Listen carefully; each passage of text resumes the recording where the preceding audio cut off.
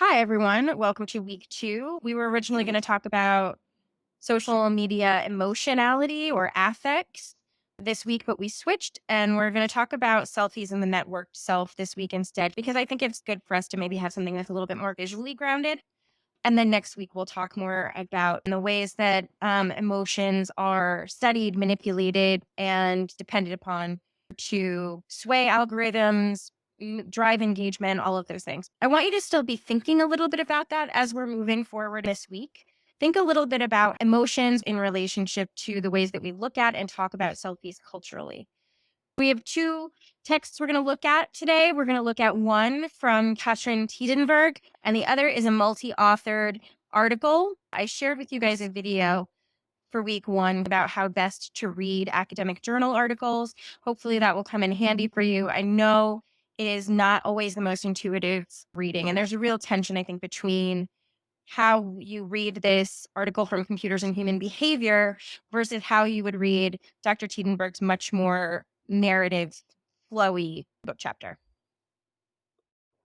Okay, so our first theorist that we're going to be talking about today is Katrin Tiidenberg. She's professor of participatory culture at the Baltic Film Media and Art School of Tallinn University in Estonia. She's also the author of Selfies, Why We Love and Hate Them, Sex and Social Media, and Tumblr. She has a pretty good opening question. She wants us to be thinking about selfies in a more complicated way than what she's referring to as the object, which is how she's saying most of us are thinking about selfies when we're talking about them. So in other words, we're thinking of the image itself, right? The object image, not the kind of complex networked social relations and movement of selfies, right? Something else is happening there than just the existence of an image. So that's one of the questions that she opens for us. But just to get on the same page, we're going to talk a little bit about what we even mean when we talk about selfies. And she has a really good introduction in her own video on that. Here's a little bit of Dr. Katrin Tiidenberg talking about why she studies selfies and also unpacking some of the assumptions that I think circulate around selfies for all of us. She ties it to some histories that we'll go into and also starts to posit some questions about how gender stereotypes play into how we perceive and talk about selfies. And she talks about it more as a practice than just as an image, right? So it's not just the production of an image, it's a series of practices that she ties to things like letter writing, diary keeping, things like that. Selfidest on nii kõrini. Miks neid nii palju tehakse? Kuidas saab nii edev olla? Seda laadi kommentaare kuuleb sageli, aga mina küsiks hoopis, miks me selfidesse nii kirglikult suhtume. Enesepildistamises ei ole iseenesest midagi revolutsioonilist. Asjalikemate teadlaste meelest on see üks leidmise, eneseväljendamise ja suhtluse viis, mis liidab endas jooni harrastusfotograafiast, päeviku pidamisest, kirjade kirjutamisest ja peeglisse vaatamisest. Samas oleme me kõik kuulnud väiteid, et selfid on nartsissismi tundemärk või näiteks, et selfide tegemine on põhimõtteliselt ebamehelik. Kumbki neist ei ole tõsi, aga pideva taaskordamise kaudu on nendest saanud meie tavateadvuses norm. Selline selfide häbistamine tekitab olukorra, kus me mõistame inimesi hukka pelgalt nende kultuuriliste praktikate pärast. Enesepildistaja on selles mudelis haletsusväärne pelgalt sellepärast, et ta neid pilte teeb. Aga kuidas saab üks eneseväljenduse viis olla põhimõtteliselt halb? Millal teil viimati piirati luuletuste kirjutamist, muusikavideote vaatamist või SMS-imist, kuna see võib viidata teie moraalselt lõtvadele elukommetele või psühholoogilisele ebastabiilsusele? Miks me siis selfidesse nii hüsteeriliselt suhtume? Lihtsustatult võib siin välja tuua 2 asja. Esimeseks on laiatarbemeedia püüd digiajastul ellu jääda. Selfid annavad võimaluse avaldada asju, mis inimestele alati huvi on pakkunud. Moraalne paanika, mure noorte pärast, inimeste tagumikude pildid. Ja teiseks muutuvad selfide kaudu nähtavaks grupid, kes on traditsiooniliselt olnud nähtamatud. Noored naised, geid, inimesed, kelle välimus erineb kuidagi ideaalist, mida tarbimisühiskond meile ette näeb. Nii et ärge põdege nii väga nende selfide pärast. Nende tegemine on täitsa okei. Okay, so the OED, the Oxford English Dictionary, defines the selfie as a photographic object. Again, so as she's saying, the object is central here. Self-representational object taken of oneself, and a digital networked object taken with a smartphone and uploaded to social media. And Tiidenberg says selfies are self-representational networked photographs. So she's really interested in this question about the networked aspect of this, the practice driven parts and the networked parts, which I want us to be thinking about in relationship to some of the ideas that came up last week when we were thinking about participatory culture, right? So, how does the self move in those different models of participatory culture as we understood it last week? So, I'm going to ask you guys to think about that in our discussion board for this week. I want you to take our two readings and really try to feed that through a lot of what we've been thinking about in week one about participatory culture and how something like the selfie is more than just an object, and how different understandings of what participatory culture is might influence different understandings of what the selfie is, and see if you can't tie those to some of our readings today. So Tiidenberg draws on a number of theorists, and we're going to try and unpack some of those as we go through this. One of the central figures for her is Lucy Shushman, who is a cultural anthropologist who coined the concept of configuration as a certain kind of cultural anthropological term. And what she means in that is to say how objects and cultural interpretations converge. What that really means is that nothing happens in a vacuum, right? So it helps us, the concept of configuration helps us see that there are separate figures that combine in order to create situations. So selfies are new, but not completely.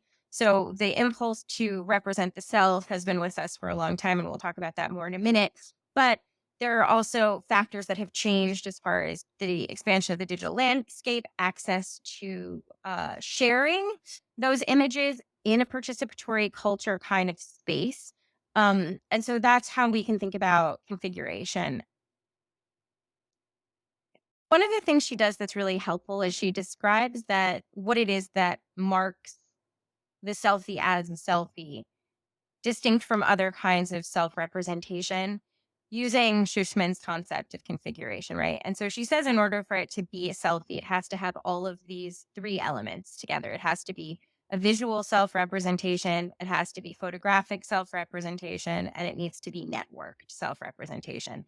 And then she goes through a nice historical breakdown of different kinds of visual self-representation or photographic self-representation, that while they might be prototypes of the selfie, are not exactly the selfie because they don't contain all of those three parts. So visual self-representation she defines as whatever we do visually to represent ourselves in the most basic sense, right? And she draws on Stuart Hall a little, and we'll talk about symbols in relationship to that in a minute. But she then also goes on to describe what photographic self-representation is. This is all pretty self-explanatory, right? This is the use of the camera. This is the use of something that records the image as opposed to individual interpretation of the image through hand or through sculpture, right? This is the use of a technology. And then finally, she talks about networked self-representation, which means, of course, that this exists within social networks and participatory culture that we've talked about as well. So we'll talk about that a little bit more. But those are all defined in subsections of this chapter. She had some fun kinds of thought processes going through the ways that different kinds of images that people have a lot of reverence for, or that have important historical significance, like Buzz Aldrin on the moon or the Mona Lisa, which is famously supposed to be based on the painter Leonardo da Vinci's own face, are themselves proto selfies. But of course, because they don't represent this kind of triad, it isn't all three of those necessary elements. It doesn't quite fall into even a prototypical selfie, right? It's something a little bit different because that configuration hasn't come into existence yet. But we're going to talk a little bit about the importance of self-representation and photographic self-representation that she draws from too. So she talks first about self-representation and looks at this through the history of art, of self-portraiture. And she brings a couple of examples into that. The first of that is Rembrandt with this rather realistic portraiture of the self. This is his self-portrait. It's quite a famous painting. And there's nothing too fantastical about it. So even though she's saying that this is the process by which we use signs to attribute meanings to ourselves via whatever it is we've chosen to stand in for us. So even though in this case, what is standing in for the artist is a fairly presumably true to life representation. There's nothing terribly fantastical about it. That isn't necessarily required, right? There's also the aspect of self expression, so that those symbols and signs that we're using to communicate and to mark meaning needn't necessarily fit standard visual conventions of recognizability of day-to-day life, right? There is room for something unique and expression driven in that. And she talks about that through a couple of different examples. We're also going to look at it here through Frida Kahlo, who I'm sure many of you are already familiar with, who has done a self-portrait here about her experience living as an artist from Mexico in the United States and moving through different social circles and trying to make sense of these two identities for herself. And she's represented this as a heart and blood moving between the two of them and the potential violence of that. It's an interesting, beautiful representation of self expression in the context of self representation. And then the other one she has here, she mentions in the text, is the Venus of Willendorf, presumed to be historically for a very long time a representation of female fertility, female divinity, female sexuality, but imagined to be represented by men for men, right? So that this was thought of as a kind of talisman that men would carry around, and that it was largely pornographic in the ways that it was imagined. And in fact, there have been many suggestions recently that this was actually created by women, like this was created by a woman of women's bodies. We don't know for sure, but that's an interesting thought experiment that she introduces to us. What I want you to take from this is that what fundamentally defines this self-representation is interested in how we use science to attribute meaning and how we do that through and in relationship to self-expression as well as conventions of genre, right? And that's really contrasted against one of the critical aspects that defines photographic self-representation. So the photograph, for better or worse, is from its very beginning, because it traps an image through a chemical process, there has always been an expectation or a relationship to the photograph as a document, as a fact, as a record of truth, even though these have always been manipulated. There has never been a history since the very beginning of the daguerreotype where photography was not in some way invested in the production of an image that was not necessarily a direct representation of what was happening in that moment. So we have the spiritualist movement where people used cotton and quickly moving lights or whatever to create the illusion of ghosts. We've had people who were dead presented to be alive, people who were alive presented to be dead as records of specific events. There's numerous instances from the very beginning that this idea that photography is a factual representation of a moment in time frozen has never been entirely true, right? But that the idea still persists. And she talks about how, in relationship to selfies, that ties in with this idea that because you are not an artist, because you are creating a photograph of yourself, there is this expectation of authenticity, and that some of the criticisms and some of the hostility towards selfie comes to some extent from the fact that people tend to manipulate them, right? Whether that is through filters or angles or use of makeup, right? That somehow any version of an altering of the image of the self is somehow a violation of the contract, the expectation that the photograph is a factual document, right? Again, that's never been the case. And in fact, one of the most critically important reasons why the self became an important part of early photography and self-portraiture and portraiture in general was so important was not only because we like to see images of ourselves and we like to see images of each other, but also because it tied it to art, right? When photography was first invented, it was people were pretty suspicious of it. It seemed, oh, there's nothing about it that's particularly expression based. It's just this record of what was. And that might be interesting from certain perspectives, but that doesn't make it fine art. Some of the ways in which it's tried to mark itself as a form of art, and early photographers tried to do this a lot, was to use conventions of portraiture and self-portraiture found in painting. So you can see this similarity maybe even from this image to the one that we saw of Rembrandt just before, where there's an attempt to draw a lineage of these visual histories together. So one of my favorite things she talks about in this text, though, is that one of the things that we've loved in photography as long as it's been possible for us is the ability to self-represent, especially like in ways that are not reliant upon another's manipulation or ownership of the camera. So she talks about the early photo booth, which was created by Russian-born inventor Anatol Josepho. And he created the very first photo booth. And it was one of the first instances where people could independently, without the need of a photographer, create a representation of themselves. And this allowed for people to be very playful. They were also much faster than previous photographs, right? So you could get this kind of quick captured moment and you could be playful in that and you could play at different personas. Most of the time when we see montages of people in using photo booths in film and other forms of media, that tends to be one of the tropes, right? Is this kind of this quick change from one persona to the next. And also the intimacy aspect. So we take photographs with our friends, we take photographs with our lovers, or in this case, we take photographs with our dog, which I think is really cute.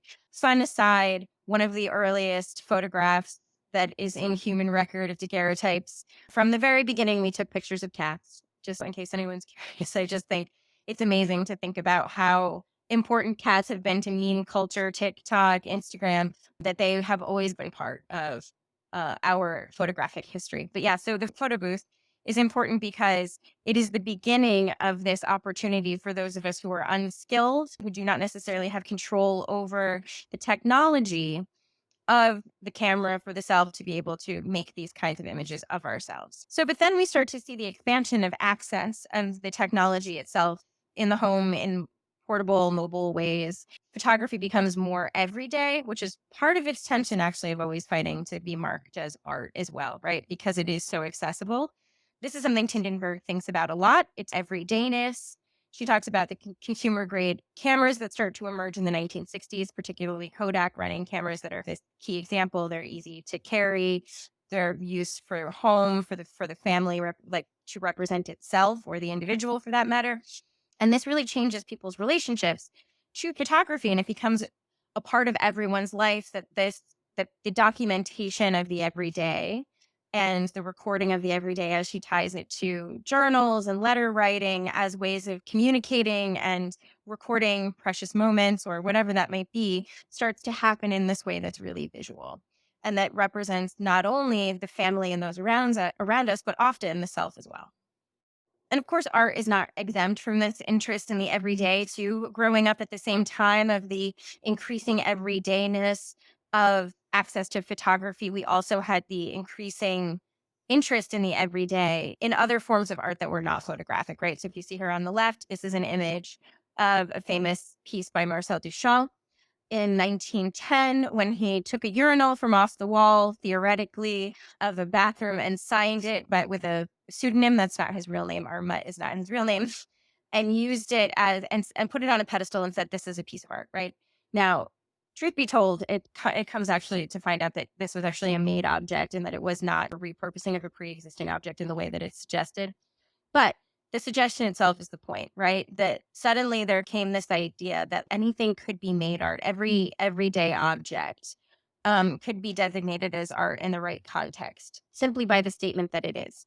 And I think this is one of the things also that she's pointing out comes up a lot in how we think about selfies and the interest in the everyday, right? People very often fret about why record so much of the everyday, why treat so much of the everyday as if it was significant. People making jokes about people photographing their lunches. So this expansion of interest in the everyday comes not only from access to be able to record it, but also I think an expanded idea of what it means that we can begin to share those things more easily with one another too. So that brings us to our question of the networked self-representation. She's also really careful, though, not to suggest that the emergence of the networked self-representation is entirely based on the expansion and accessibility of the technology itself. And this goes back to our conversation last week where we talked about technological determinism. She pushes against the idea that these things arise purely out of some kind of natural reality of the technology, when in fact it's actually a series of choices that are being made by individuals, by companies, by socioeconomic conditions of the day. So this is not a one factor aspect, this brings us back to why she's invested in using Shushman as a theorist for understanding where the selfie comes from as a configuration of independent aspects. So going back to Shushman's concept of configuration, she posits the idea of digital configuration, pointing out that all of these aspects together play a role in the emergence of the selfie and selfie culture. The photography going digital, development of camera phones, and the popularization of social media networking sites and apps on those phones, and that all of these things together have made sharing images really easy and have all been the multiple factors that contribute to the rise of selfies and the culture of selfies and the criticism of selfies. Tiidenberg draws on an important theorist that ties into something we talked about last week as well. Stuart Hall was a Jamaican and British political and media theorist in the mid 20th century. He's recently passed, unfortunately. And he's considered one of the founding fathers of British cultural studies. Now, if you remember last week, we talked about the distinction between political economy approaches to media studies and cultural studies approaches to media studies. And I shared a little short video to get you guys up on Edpuzzle that talks a little bit about those distinctions. And Stuart Hall was really critical to the establishment of cultural studies and the investment in thinking of how people who are receiving media are also angelical in that process. The other thing he was really critically important to was he wrote a book called Policing the Crisis, which was about representations of mugging in British media. And in that book, he establishes this theory of moral panics, which is important to how we think about selfies. Tiidenberg mentions it in the very beginning of that video that we talked about, where she says people have always been interested in moral panics. And she's positioning social media as, or she's positioning people's anxieties around self-representation and selfies as a kind of moral panic, right? It's, oh, this is making us more narcissistic. This is bad for society. It's emasculating men. It's doing this. It's doing that. It's horrible, right? The kind of hand-wringing fretting that always also seems to fall in a way on a certain group of people as being more susceptible and also more responsible for the threat to public morality. Whereas then there are other people who are being positioned as potentially able to save or rectify the situation, right? So there are victims, there are bad guys. This is one of the key factors of moral panics. I can link some information for you guys on moral panics if you're interested. I think it's a really useful way of thinking about how we talk about complicated issues in the media. The media likes to have narratives where there are good guys, there are bad guys, and there are potential solutions that get set up. And what that produces culturally is this kind of moral panic, and also a set of people who become then experts or solution makers to those problems. And most of the time, those are already the people who are in power, right? Like they're the ones that can fix the issue. So Stuart Hall is really interesting to her writing, and I want you guys to be thinking about how she's talking about the use of signs. And you can also have in the back of your mind this question about moral panic, because it's going to come back next week when we talk about emotions. And also, I shared with you guys a video of people being very critical of how people are using selfies in different kinds of spaces, including protest spaces, and how that bringing up conversations about the moral use of the representation of the self in certain contexts. Okay, so I want us to talk a little bit about signs and symbols and signification and semiotics, because I think these are words that keep being used in this text, along with representation, that kind of like the way we use selfie, there's an assumption that we know what we're talking about or that it means a specific thing. And I just want us to back up a little. So this comes largely out of Hall's work. We are indebted to him for his concepts of representation. And those come from his own background looking at Marxist theory and semiotics. And semiotics is the study of signs, symbols, and signification. And it's been around since about the mid 19th century to some extent or another. Semiotics is the study of signs, symbols, and signification. The signifier is the material thing that signifies a concept or an idea. So if we go back to thinking about art, the painting itself is the signifier. And the signified is the concept that the signifier refers to. So the concept of the self, the concept of the artist, all of these different concepts that are embedded in that painting are created and signified in the material object of the painting, right? This is part of what Tiidenberg is trying to get us to understand when she's saying we're missing something when we're only thinking about selfies as objects, because they are not just signifiers. They are not just the material thing that signifies. They are themselves concepts. They are processes of creating symbols and signification. We're going to keep talking about this. So if it gets a little dense, I'm hoping this comes up in discussion and we can talk about it a little bit more. And maybe we can do an exercise thinking about how we can understand the roles of signifier and signified in relationship to selfies specifically. So Hall also adds some other concepts to the idea of signifier, signified in the logics of semiotics. And this is where he brings in more of his own background in Marxist theory and starts to establish some of the most important parts of his research for us today in the concept of coding and decoding that have really laid the groundwork of cultural studies. Codes are a combination of semiotic systems. He calls it a super system that functions as general maps of meaning, and they're belief systems about oneself and others, which imply views and attitudes about the world, what the world is and or ought to be. Codes are where semiotics and social structures and values connect. To break that down just a little bit more, codes are the ways that a set of ideas, a set of symbols and signifiers come together in relationship to value structures. If you've ever heard the word code switching to talk about how people who are often marginalized change the way that they speak or change the way that they behave in different contexts in order to fit into one system and its expectations and values versus another. That code switching comes from this, right? It comes from this understanding of what codes are as a collection of relationships around signs and signifiers and what is signified. He also establishes the idea of ideologies in his work. And for him, ideologies are codes that reinforce or are congruent with structures of power. Ideologies work largely to create forms of common sense or taken for grantedness in everyday life. Common sense and taken for grantedness, meaning that these are a set of ideas and beliefs that people don't examine. They just assume them to be shared often within their communities and often beyond their communities. And I think this is such an important set of terms for us thinking about social media, because codes and ideologies are largely exactly what we're butting up against when we start to see big battles in social media spaces. It's because the ideologies and the codes that go with those ideologies that one person carries into a conversation are contextual and may not be shared with other people in a participatory space.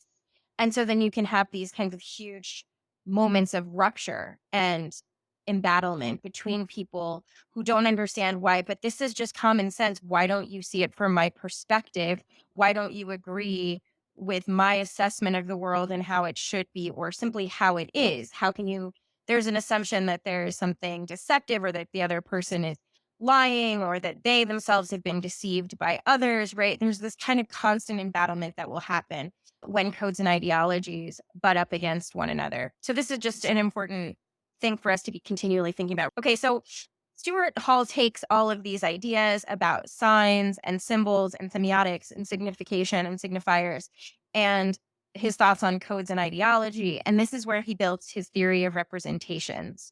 And representations are for him signs and symbols that index or stand in for us to others.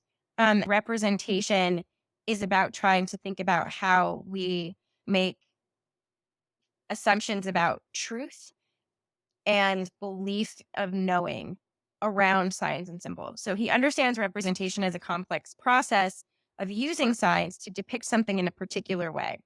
And it's more than just an objective reflection of the self presented to others. So again, this is not in the way that photography was imagined to some extent to be this perfect indexical representation of the individual of the moment in time. And in fact, it is not. In fact, it has, there's something to it that is bigger than that, that is a representation of a bunch of assumptions and ideas and codes and ideologies that get built into the way that the photograph is taken, even if there's no direct manipulation, right? Just the choices of how we take a photograph, the pose that we take, the way that we look at a camera, all of those things are representative of a set of codes and ideologies and the signs and symbols that come from them. And that is representation. I hope that's clear. If you have more questions, let me know. Tiidenberg is drawing on this and building on this in her piece to talk about what's happening when we're looking at selfies. This is her investment, is to think about representation. She's using it over and over again as self-representation, as visual self-representation, through photographic self-representation, and then digital network self-representation that represents the selfie, right? The selfie is part of this. So you are making choices and decisions about how you are photographing yourself. Every other selfie you've ever seen of someone else, it becomes part of a language that we speak, whether that's the photograph itself, or if we're using a trend of a sound in a TikTok or something like that, right? Come from systems of beliefs, ideologies, and codes when we're making those kinds of decisions about how we're putting images of ourselves out into the world in a network space. Okay, so having gone through all of that, Tiidenberg closes with a good summary of the points that she makes in her conclusion. I'm not going to go through this whole slide, but because I upload slides for you guys, I thought that this might be a useful one to make, just to give you a quick rundown of the major points of the article. If you just want to pull it from the PDF, it's the last couple of pages. Moving on to our second reading, we have a multi-authored journal article. The title for this one is How Gender Stereotypical Are Selfies, a content analysis in comparison with magazine adverts. What these authors are looking to do is to make a comparison, as their title indicates, between how selfies and how magazine advertisements utilize stereotypes around gender. And in order to do this, they're drawing heavily on two really important theorists, the first of which is Erving Goffman, whose text we'll look at in a minute, called Gender Advertisements, and a second text that came up about 20 years later in 1997 from Mee-Eun Kang, who does really interesting additions to Goffman's theory about the ways in which advertising relies on and reproduces stereotypes about gender. So in 1979, sociologist Erving Goffman, who writes a lot about public presentation of the self, writes a book called Gender Advertisements, exploring how gender is represented in advertisements and how those stereotypes in turn are producing ideas about what gender performances should be. In his book, Goffman comes up with a set of categories that he sees in the ways that gender is represented in advertising. And those come down to size, a woman often being smaller, feminine touch, the way that a woman is touching either her own body or a man in the advertising frame, function of ranking, ritualization of subordination, and withdrawing gaze. Your article does a good job of describing these in greater detail, and we won't go into too much detail for them here. Most of them are fairly self-explanatory.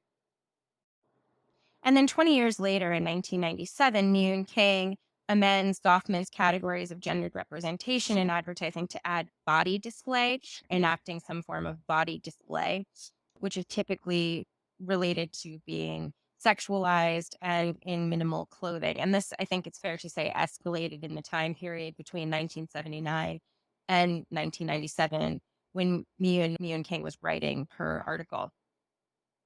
Prior to this time period, Goffman coming up from like the 50s and 60s, where that kind of overt sexuality of women in advertising was not yet as common as it became in the 80s and 90s. Our article is written in 2015, and the way that they go about doing their analysis, which is something I want us to be thinking about in our discussion posts, leads them to their conclusions that Instagram selfies in fact, reproduce the same gender stereotypes described in the categories that Goffman and Mee-Eun Kang pointed out in advertising.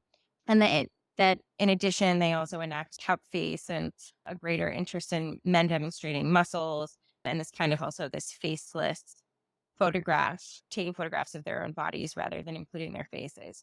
And they come to the conclusion that women reproduce these categories in selfies perhaps even more than they exist in advertising.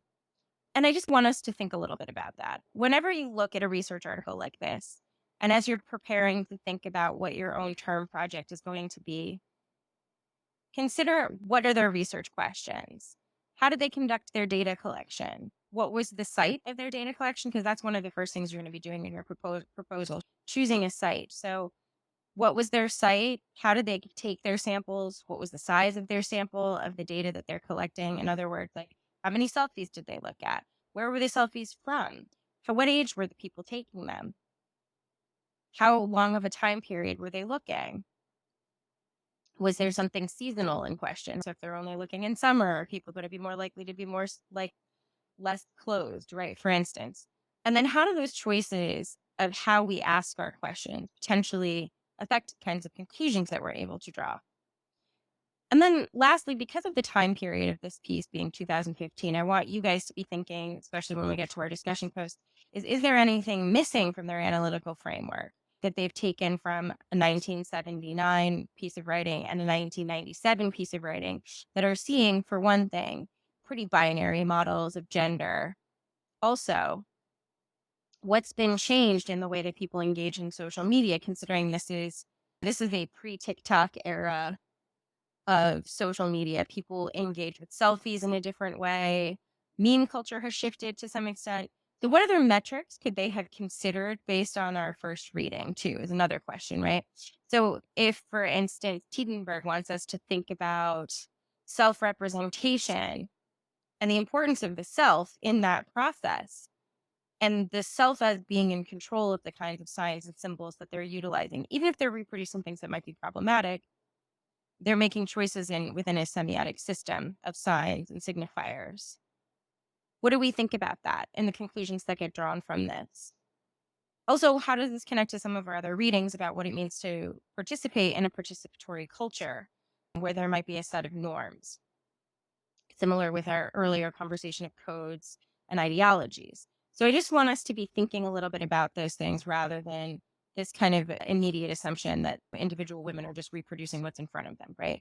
What are the conclusions that these authors are drawing about that? But also, how does that tie into some of the things that we've been thinking about in other segments of the course so far? And then one more thing I want you to be thinking about as you're going through our readings, but also as you're thinking about pulling a social media example for our discussion board this week is, why are selfies so controversial, right? Obviously, Tiidenberg talks a little bit about this in the beginning, how there's so much hostility towards them. But then I just want you to spend a little bit of time thinking about the kind of emotional and moral languages that might be appearing around the controversies of selfies. So I want you guys to pick something related to a selfie to talk about in a discussion board through our readings. So you'll pick something that exists in your own media landscape that you've seen, and then I want you to talk about how it's been received or how it's been talked about in comment sections, or if it ended up somehow in other kinds of media sources, and look for the kinds of language that appears around it.